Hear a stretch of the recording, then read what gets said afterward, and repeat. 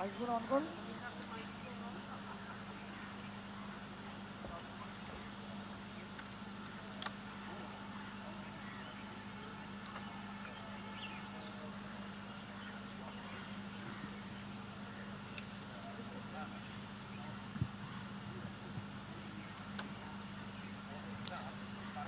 welcome everyone, good afternoon to this very special session in the festival, but a very special session for me personally for reasons that will become evident as we go along.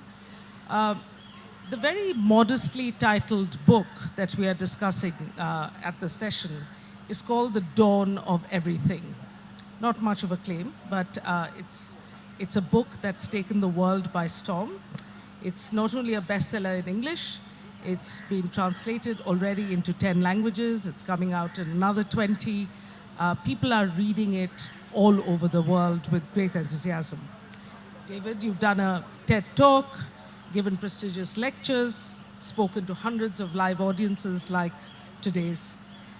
And for me personally, as for many others, I think, it has thrown out intellectual certainties out of the window, things that we held very dear and were foundational to our thought, like our theory of the state, the narrative about a linear teleology of human evolution from hunter-gatherers, agriculturalists, and city dwellers, and what allows humans to flourish. These narratives dominate the current world order, the Bretton Woods institutions, our attitudes towards farmers and agriculture. As a result, the dawn of everything has opened up totally new ways of imagining our social arrangements. Now, there are so many ways, David, of organizing, of thinking about how we can talk about this book. It's a great tome of work. Years of research have gone into it. But I thought I'd pick out a few themes that are of particular interest to me as a political anthropologist who has worked on civil disobedience and on democracy. Your book is a coming together of archaeology and anthropology that's reflected in both the authors and their specialities. David Wengrow here is an archaeologist. The late David Graeber, who happened also to be my colleague at the London School of Economics, was an anthropologist. So I want to talk about David Graeber slightly later in the conversation, if we may. But can you talk a little bit about this fairly unusual way in which anthropology and archaeology as two disciplines work in your book? You have, of course, your first degree was in Arch and Anth. How do you see your book as a different way of addressing this combination? Mm-hmm. Thank you, Mukulika. It is true. I've been gallivanting around a lot, giving talks about this book at TED and elsewhere, but I've rarely been so nervous as I am right now, for the simple reason that I am sitting opposite my former teacher. It may not be very well known, and probably very few people are interested, but what must be almost 30 years ago now, although that seems impossible to believe, Mukulika Banerjee was tutoring me at the University of Oxford in social anthropology, which was the first time in my, I suppose, 2 years of studying the subject at that university that I began to feel like I might have some vague sense what these people wanted from me and what anthropology may actually be as a result of your teaching. So to me, this feels a little bit like a public tutorial in which I feel about 20-something years old again. And I'm wondering what I really learned in the last 30 years, and more to the point, all the things that I've probably forgotten. Because I think there comes a point where you start forgetting more than you actually learn, or repeating yourself. And as you mentioned, that's the only way I ever learned to do archaeology, was in combination with this other discipline, which is Muku's discipline of anthropology. So to me, it seems perfectly natural. But one thing I've realized since the release of this book is that it's far from obvious to many other people, maybe even to people in general, what it is that these subjects have to bring to the table. I've noticed that there is enormous skepticism towards archaeology and towards the ability of archaeologists to really tell us anything with any confidence about human life before the invention of writing. And anthropology, I think, for many people remains a fairly obscure pursuit. And it's sometimes referred to as the study of those people, not so much without history, but the people who have been denied a historical frame of reference. And I think in that sense, the two subjects do belong together quite naturally. And in combination, or at least this is one of the things we try to convey in the book, in combination they become extremely powerful.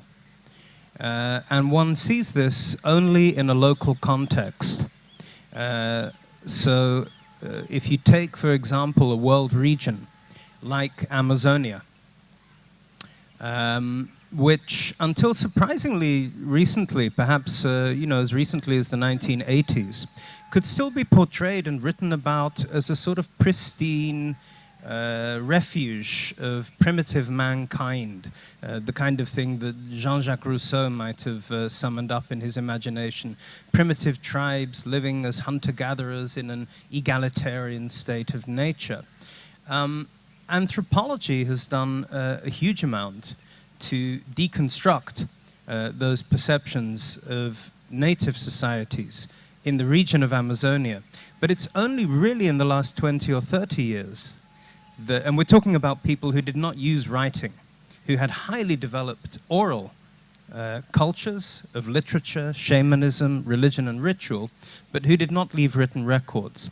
And it's only really in the last few decades that archaeology has developed the techniques to give some historical depth to this picture of Amazonian societies. And what they found is astonishing. Far from being these people without history, people who sort of came down from the trees and have eternally been what we see them to be now, archaeologists have uncovered a history of cities, an urban infrastructure, sophisticated communications, road systems, trade, crisscrossing a very large portion of the South American continent. A complete transformation of our understanding of life before European conquest. And in many parts of the world now, I think one sees the coming together in time and space of the ethnographic or anthropological record of contemporary indigenous peoples and the archaeological record rising up to meet it. And to me, that is really the most exciting thing, because it utterly transforms our general picture of human history. As in our tutorials many years ago, I'm probably talking too much and not listening enough, so let me stop there. David, you are an academic rock star at the moment. I think this is not a tutorial. You have... She never used to say that. Well, you weren't a rock star 30 years ago, but now you are. So we'll take it at that. And it's wonderful. I think a lot of people... How many people in the audience have read the book? Fantastic. So we have already people, and there is now an Indian edition. Is that, David? There is. I just saw it, not here, but in the Jaipur festival that I just came from. There is an Indian edition. It looked fairly reasonably priced, I think, and it's a paperback. Brilliant. It's about 600 rupees, which for a book so. is terrific. Okay, so we are speaking here on the eve of India's 73rd Republic Day, which is later this week on the 26th of January. It's the 75th anniversary year of India's independence. And given this is probably one of your early interactions physically located in the global south, I wonder whether you could speak a little bit to the themes of independence, disobedience, which has been such an important part of our freedom movement in India, and of democracy, really. Because so much of what your book does, and that's something that is always, I've wondered about it. The book, The Dawn of Everything, came out just as the decolonizing of the curriculum movement really gathered force in Euro-America, where the idea that you needed to read other intellectual sources, you needed to have intellectual frames other than the post-Enlightenment European philosophy, began to gather steam. And your book, without explicitly saying you're part of that, actually does it enormously effectively, right? And this kind of decolonization move, if you are an academic and an intellectual in the global south, and if you're a social scientist particularly, it is inescapable, the need to decolonize. So the need to look for intellectual resources, and perhaps anthropologists are the only ones who look for cultural resources within societies that are not derivative, that are not imposing a frame of concepts that are developed in a very particular historical moment in Europe to try and explain what's happening, say, Indian democracy or Indian society. So can I invite you to just, because I know you nearly called your book The Third Freedom, can you talk about freedom and what that means for you? Thanks. It's impossible for me really to even begin answering that question without talking a bit about my co-author.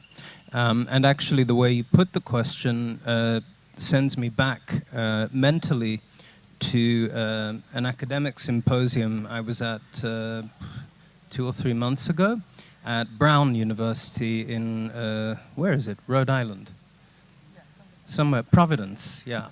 And actually an academic from here, Indian academic, asked me rather accusingly, why two writers from what he referred to as the global north have the temerity to write a book like this. And, that this rather negated any of our efforts.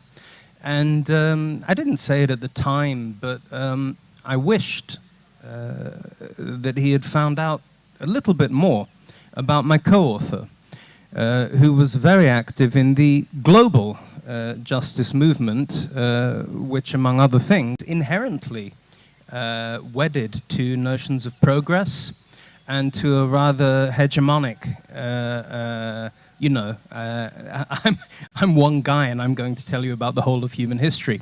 If you read our book or dip into our book, you see that the title is actually a little bit playful and probably a little bit misleading, because in many ways it's an attack, sort of camouflaged attack on that very notion. One of the things we're arguing is that really what generally passes for grand narratives of human history might be better characterized as myths, and particularly as mental traps, which trap you into a sense of paralysis when it comes to discussing the future. So they have that classic quality of myths. They're never just about the past. They're about the past, the present, and the future. In other words, they're commentaries on human nature. So when we hear for the zillionth time that story about how the human species began in a state of egalitarian innocence, then came the agricultural revolution, and only then we discovered the meaning of private property, populations expand, cities form, with cities comes civilization, but also tyrannical governments, which is why we have pyramids and temples and monuments, and that this is the natural, preordained course of the development of human societies. When we hear that again and again and again in the context of contemporary inequalities and contemporary oppression, it has I think, a stultifying effect on what you might call the political imagination. It reinforces this notion that effectively there's not much to discuss, there's not much on the table, and that the global order we have today is the result of tens of thousands of years of human societal development, which ultimately couldn't really be any other way. And actually what we try to show in the book is that when you focus on those pressure points, the agricultural revolution, the origins of the state, and you expose them in the full glare of the knowledge that we have today from our fields and from related disciplines, they begin to crumble and wobble and shake. And in that process of destabilizing them, other possibilities begin to emerge. It's not that we have a total picture or anything even resembling a total picture of some alternative grand narrative. I don't think we do. I don't think we're even close. But we have enough information now, I think, to show that the notion of human nature and human possibilities that most of us certainly who've been educated in the Western tradition or in traditions heavily influenced by Enlightenment, European Enlightenment philosophy, is essentially a fiction. And that's a very difficult thing to grapple with, actually, which I think is why the book also generates a lot of resistance.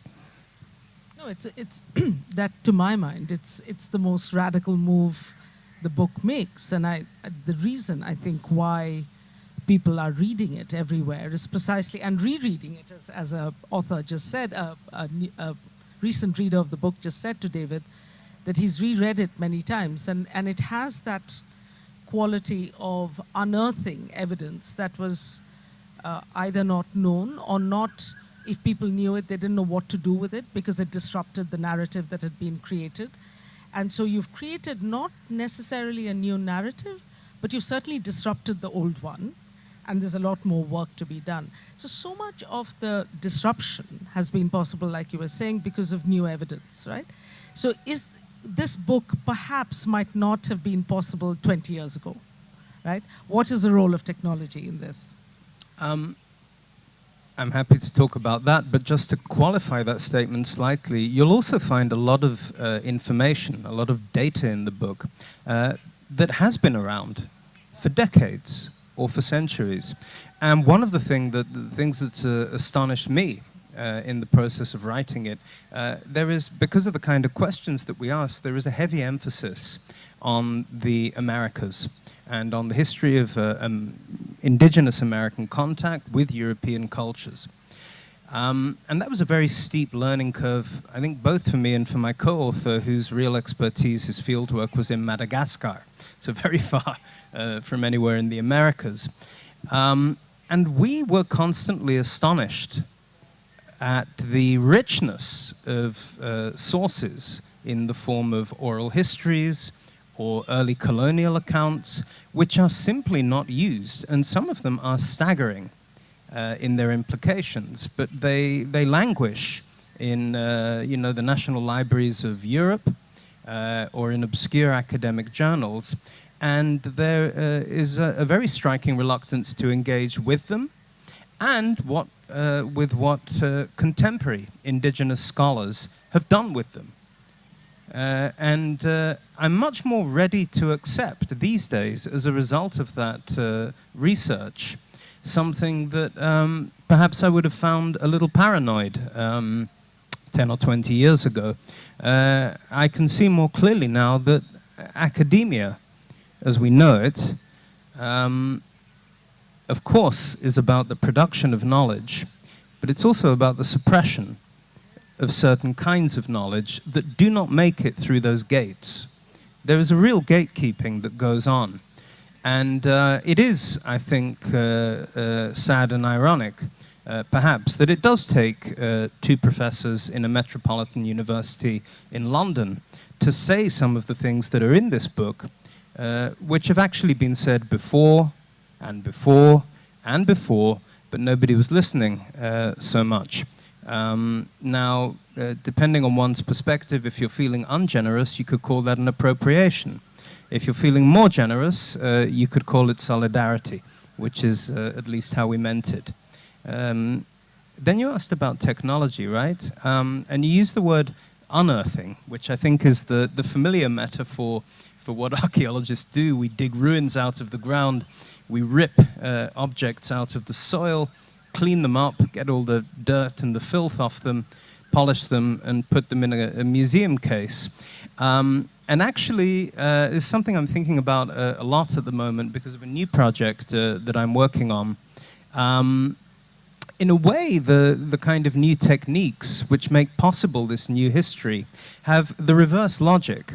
This may sound a little bit poetic and silly, but they actually focus more on the earth or the earthing than on soil, actually, than on the unearthing. Now, to try and explain what I mean by this, if we go back to the example of Amazonia, for example, decades of research now have shown that what were once regarded as natural soils, part of the natural environment of that region, are in fact anthropogenic. They are humanly made soils. And the more we find out about the ancient environments of different parts of the world, this whole distinction between people and environment begins to break down. At the same time, you've got methods and techniques available these days in archaeology which rely on ways of seeing the past that are completely invisible to the naked eye. I mean, even within my own career and my own lifetime, it's gone from being about objects and excavation to things like drones and LiDAR technology, things which are either visible only from outer space or through a microscope, or isotopic analysis, or genetic analysis. So, for example, we have techniques now of peering through the forest canopy of tropical forests and picking out ruins in the landscape which would be completely invisible to somebody attempting to walk through that dense foliage. And in Yucatan, to take another example, they have completely transformed our picture of life before the European conquest. The estimates of how many people were there were way too low. And we can see now that there were multiples of cities, road systems, and I mean, on the one hand, it gives you a sense of the true catastrophe and enormity, the decimation of indigenous populations. It's clearly been greatly underestimated.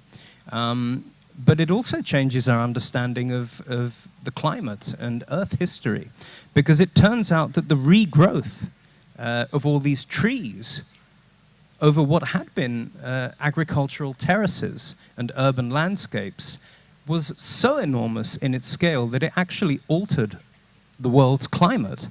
So part of this is actually research done in my own university in London at UCL by geographers. It showed that the intense absorption of carbon from that regeneration of forest as a result of depopulation and the neglect of all these previous farmlands actually contributed to a drop in global temperature, what's sometimes referred to as the Little Ice Age, 16th, 17th centuries.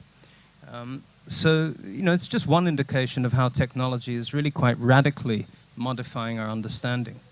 So that's marvelous stuff. In fact, I remember reading this bit and thinking, this is how you very effectively debunk this cyclical or actually linear progression from the rural to the urban, right? And it's one that the economists still, you know, the Lewis turning point, it's when rural wages rise so much that there is a shortage of labor and, you know, everybody's urbanized. Urbanization is the way to go. Modernization theories, ideas of progress are about urbanization, as if it is a one-way movement. And one of the big reveals of your book is that not just now, but throughout history, they have coexisted. So there may have been some cyclicity, but what is an Amazon forest now was a thriving city and may have been something else before, like you say, agrarian lands before that. So this teleology is really what is disrupted, isn't it, by what you're saying? That's right. And also the idea that civilization came as a sort of package which involved both cities and the origins of the state. This is really one of the sort of bugbears that we wanted to kind of slay.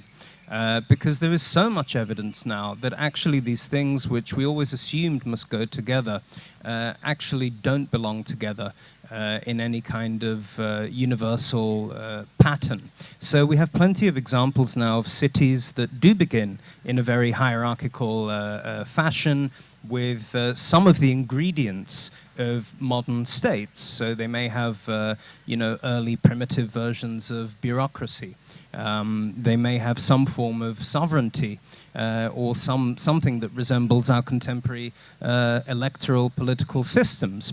But the idea that the ancient Inca, the Shang China, Aztec Mexico, ancient Egypt, early Mesopotamia, the Indus Valley civilization can all be described as somehow manifesting a single stage or state of human development looks incredibly weak these days. And actually the Indus, the Bronze Age Indus Valley civilization is one of a growing number of examples of urbanization, people living together in really large numbers in radical proximity to each other in what appear to be highly prosperous circumstances, where actually it's extremely difficult to find any clear evidence of authoritarian government or even of highly developed bureaucracy. That's not to say we remotely understand how those societies functioned, but they clearly don't fit the kind of evolutionary straitjacket that's,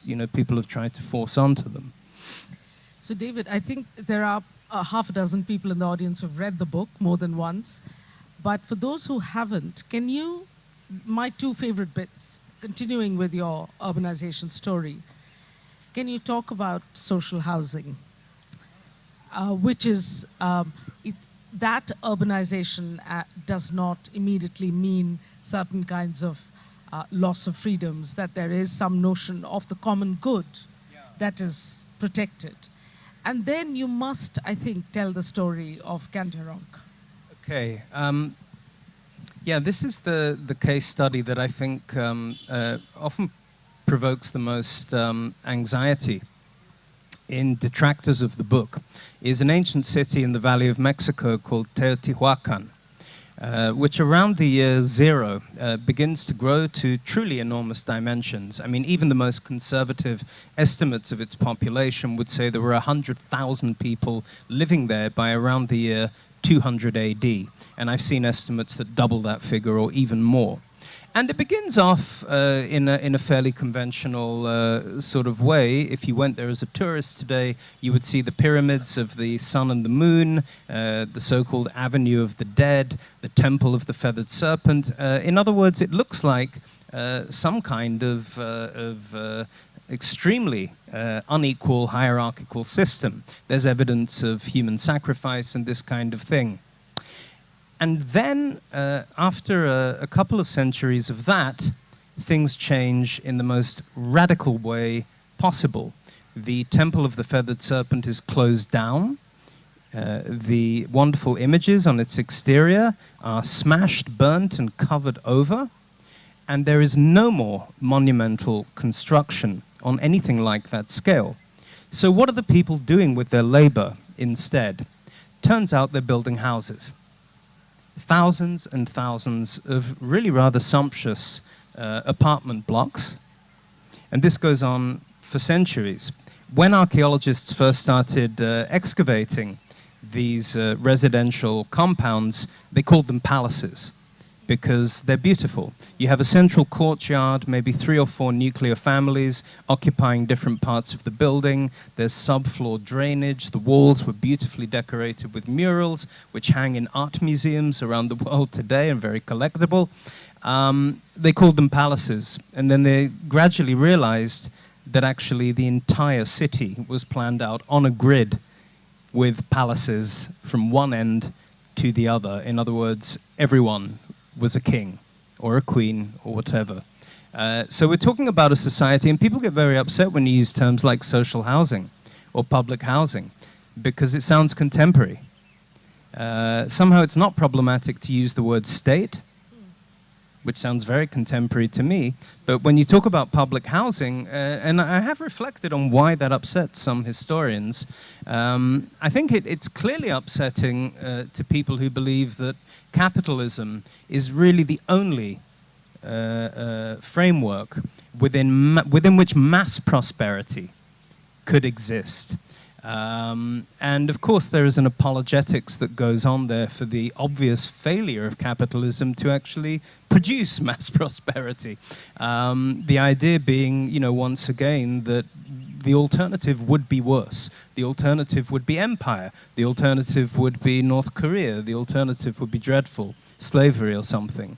The idea that there have been cultural systems which don't in the least resemble modern capitalism or any early, proto-version of it, in which hundreds of thousands of people could enjoy such a high standard of living on an urban scale, I guess must be threatening to many familiar paradigms of social science and history.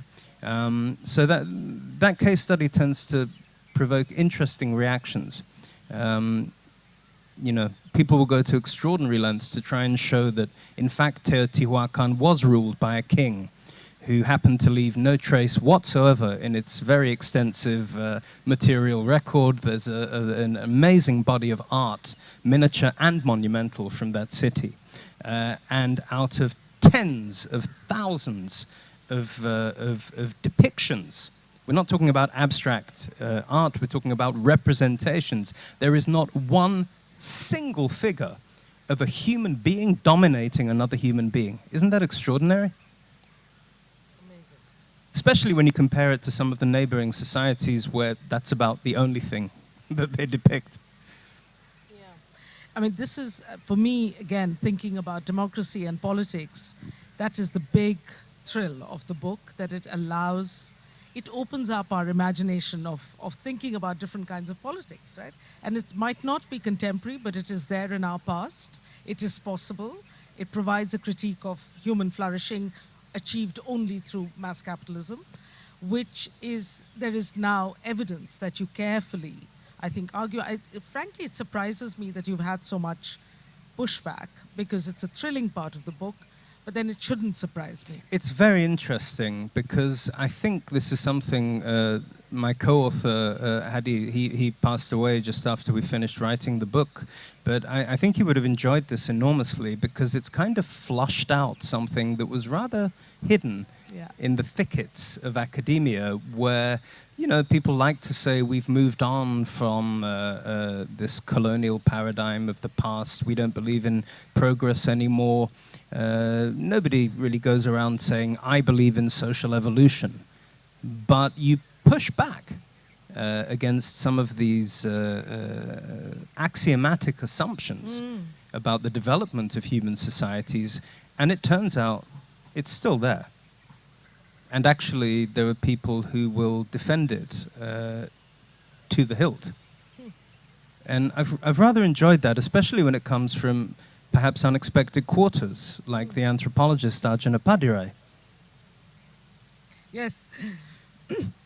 An anthropologist should be the last person querying that, and especially because Appadurai is written about capitalism, right? So you think... Yes, it's fascinating. So, David, you got to... I also asked the second thing that I'd like you to talk about, and Oscar's sitting here in the audience. He's been pointing out that there are Kandiarongs of other parts of the Americas as well.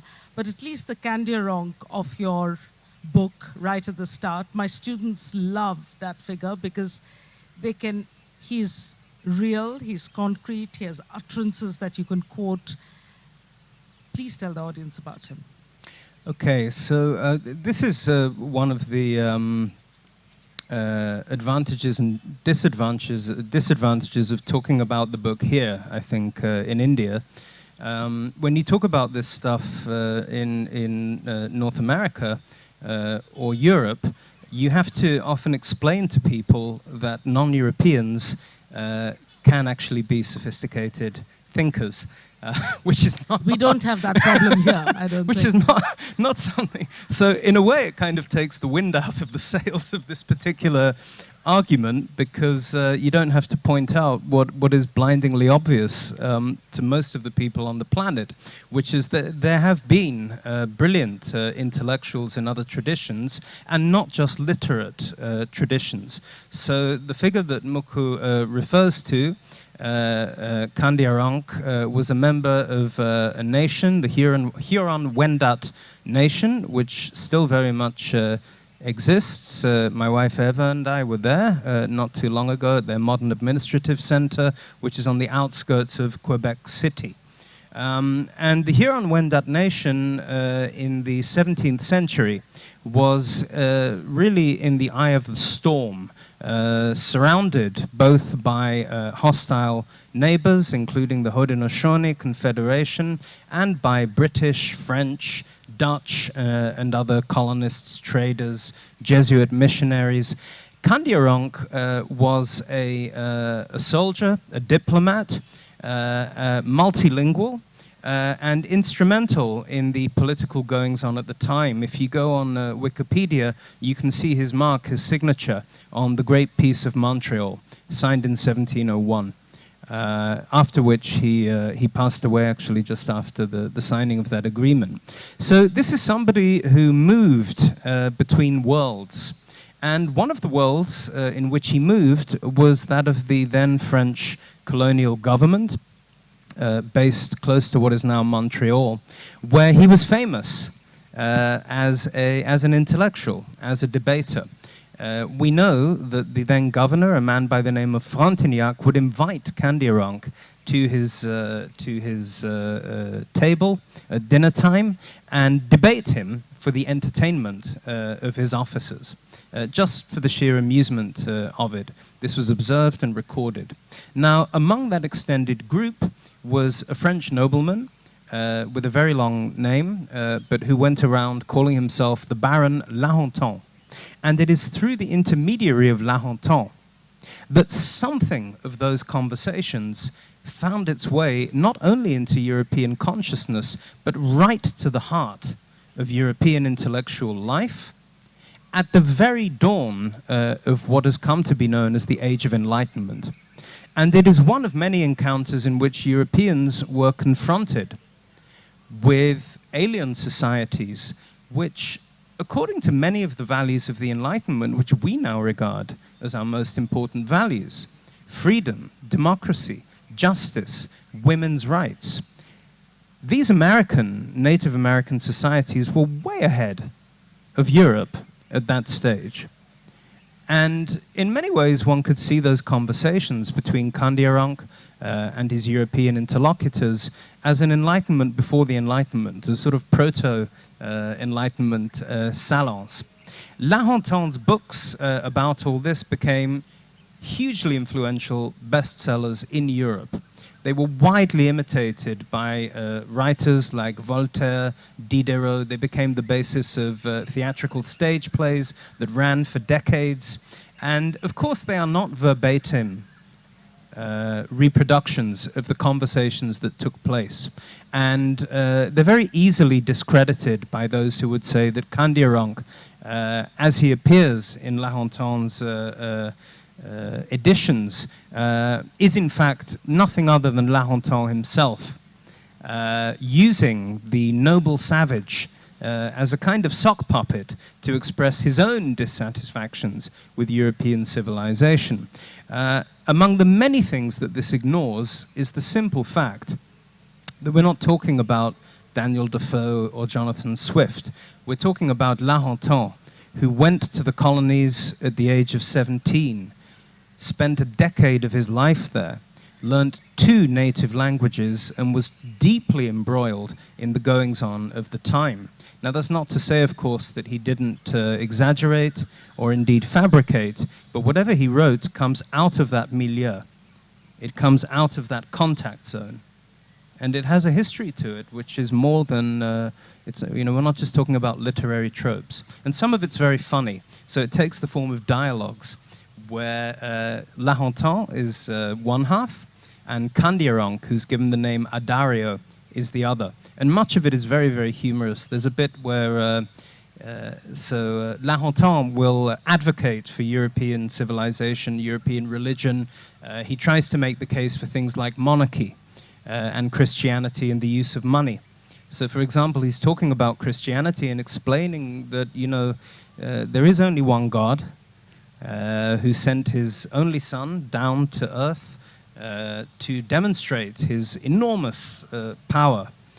To which the reply sharply comes, well, if there's only one God and, he sent his son, his only son, down to earth, and he's so powerful, how come we never heard of him?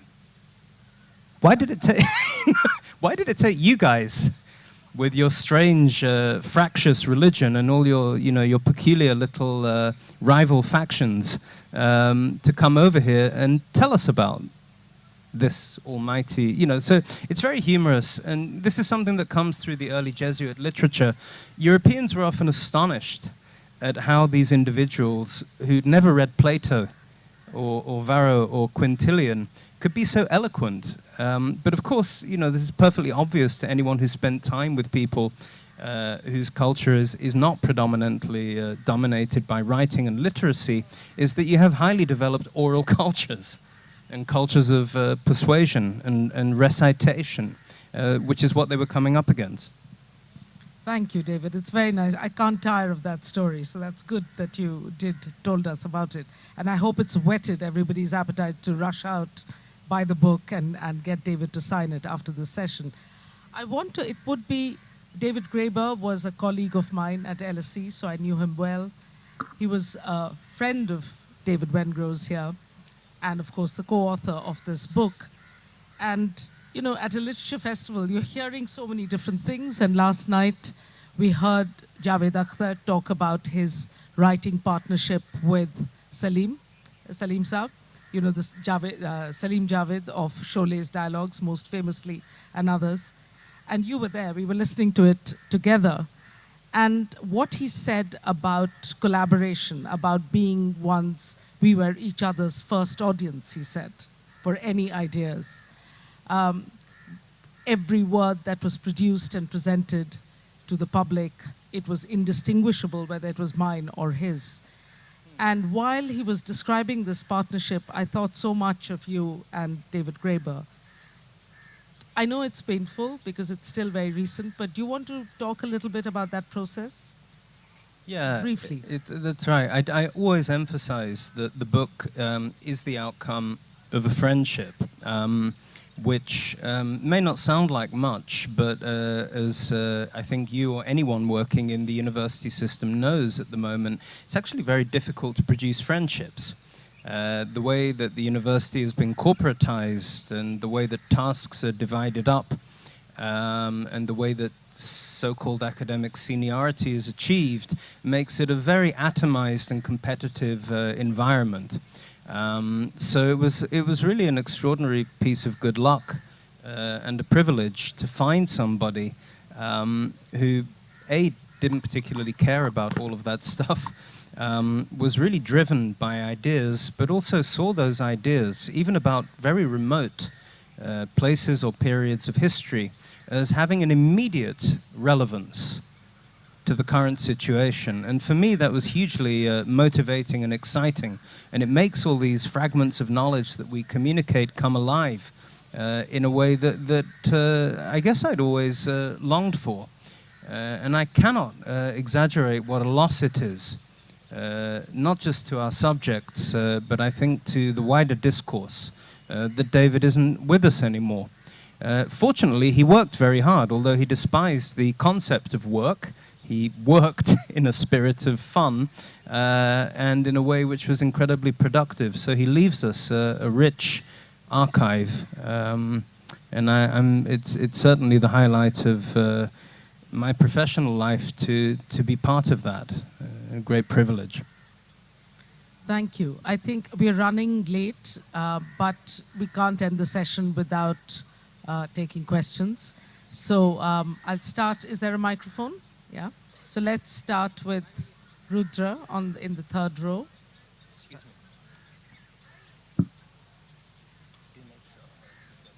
Yeah, yeah, of course.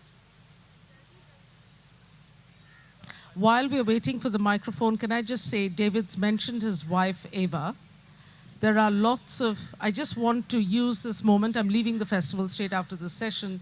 So I think somebody at some point has to salute and applaud the partners of writers and authors who suffer festivals, who attend them, who make friends, and support people who write. I know the next session, Saurabh Kirpalis is going to be speaking. His partner is here.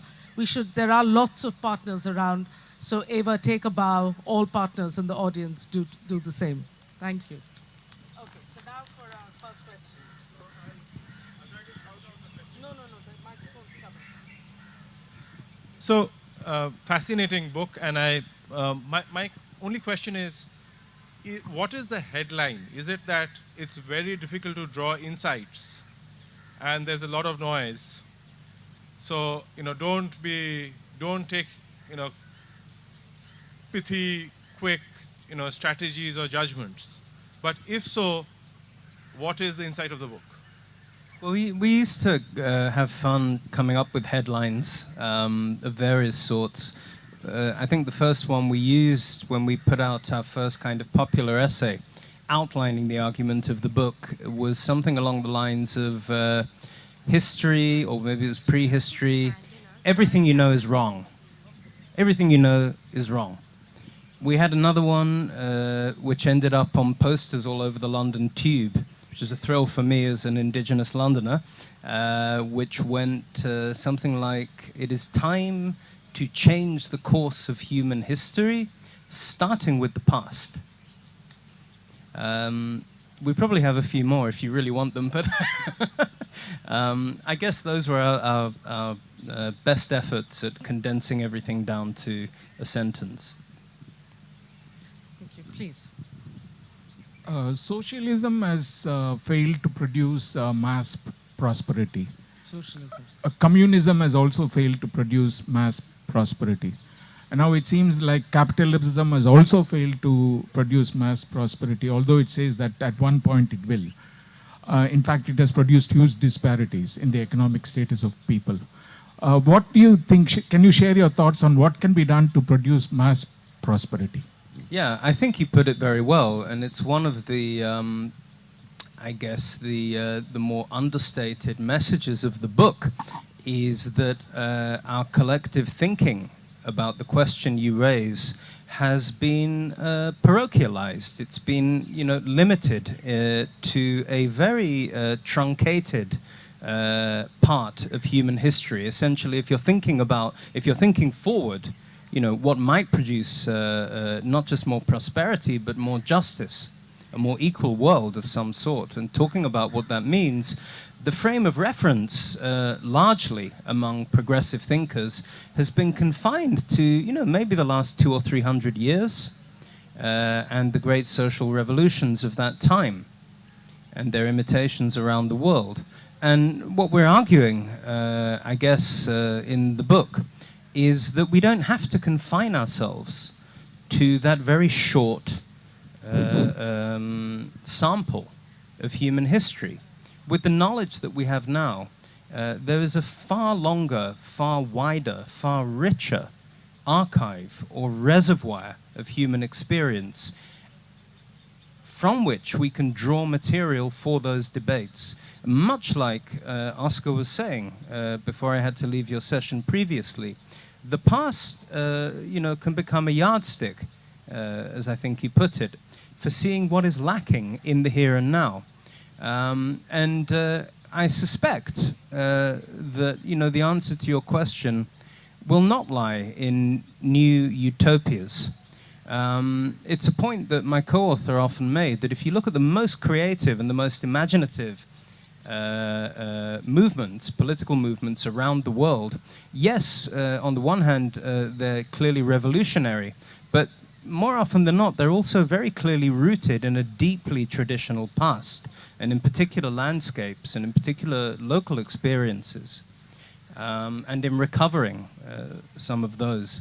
And I think, what that implies is that we're not talking about one solution. which I understand is not probably a very satisfactory answer, but it's the best I can do for you. And I think, if I may add, David, I think it's not one solution. It's not ideological in the way that we understand it, and really to pay attention to societal arrangements, to respect the knowledge that exists in rural societies or human communities, and think bottom up, which is the point you were making. Okay, so we have a question here in the front, and we'll take just a couple more, I think, and we'll end. Yeah. Sir, in the book you mentioned Hold that, it to your... in the book you mentioned that there are 3 more sequels in planning. So any updates about that? And also, human civilization is incomplete without the Anthropocene debate. Some scholars are saying that it's a false alarm, while some are saying we should raise the alarm. So as an archaeologist, I want to know your view about where civilization is heading in the Anthropocene era. Thank you very much, Rohit. Yeah, I mean, it's very true what Muku reminded me of what Javed Akhtar was saying yesterday about the nature of our collaboration, which makes it very difficult for me to think about doing what we initially planned to do, which was indeed to write 3 sequels. I'm not quite sure why 3, but we decided there would be 3. So I'm afraid I can't give you a clear answer right now on that point. Regarding the second point, which was about, where are things headed in the face of the Anthropocene and global climate change, I have a sneaky suspicion this will come up on Thursday when I talk to our friend Amitav Ghosh about the same topic. And I would even suspect that he might say that there has to be one answer, because it's all or nothing at this stage.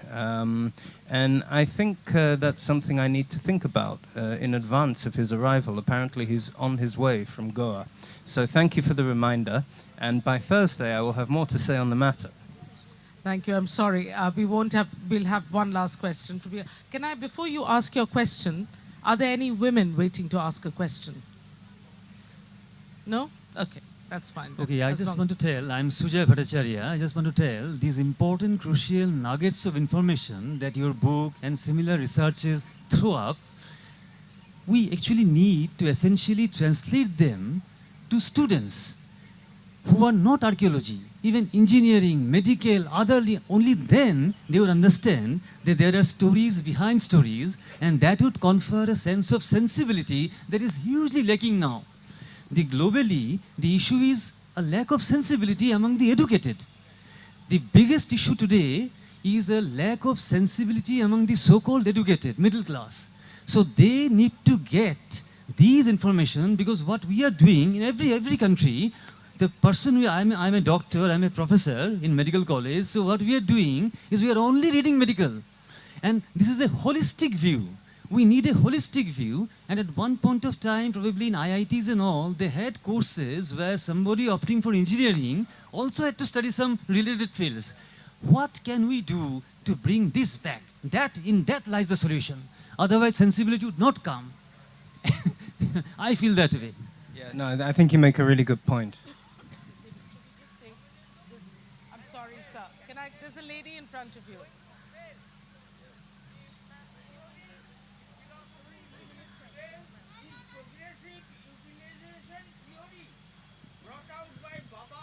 I'm sorry, we can't hear you. I'm really sorry, we can't hear you. David will be here after the session. Please have a conversation. There's a woman, lady in front of you. Very quickly, please. We are out of time, and the next panelists are waiting. Thank you for the wonderful discussion. I just have a quick question that when you look at the civilization, at one point they collapsed. When you're looking at ancient civilization, do you foresee something like that happening? Yeah, I always get a bit touchy about the word collapse because, quite often I think we fail to recognize changes. I mean, real transformations in past societies. We talk about the classic Maya collapse, for example. There is a case to be made that what looks like collapse is change of a radical political sort. So actually what collapses is the top level, the elite level, which produces all the beautiful buildings and, somewhere behind there is that thing that the British built. is that collapse. I mean, it's still there. So you see my point. I think, clearly there are genuine mass collapses, and that's real. But I think we're rather blind to or we confuse radical transformations of societies and social structures, what you might call revolutions. We fail to recognize them because we are rather wedded, I think, to this idea of progress. And that when the great stone monuments fall, everything falls. And of course, that kind of process, thinking as an archaeologist, everything is biased towards the builders of stone monuments. And everything produced by women, quite often, is a point we make in the book. You know, we talk about the origins of writing, for example, or mathematics. It's highly likely that most of that knowledge existed before it was put in written form, through things like weaving, textiles, beadwork. There is a gendered aspect to our notion of civilization, which basically involves guys appropriating whole bodies of knowledge, building a monument that says, I did this, and that's all that survives. Collapse. Thank you. Thank you, David. This was enormous fun for you sharing your thoughts. Thank you to all of you who've come, and thank you to Kolkata Literary Meet and the team and Malavika for hosting this session. Thanks so much.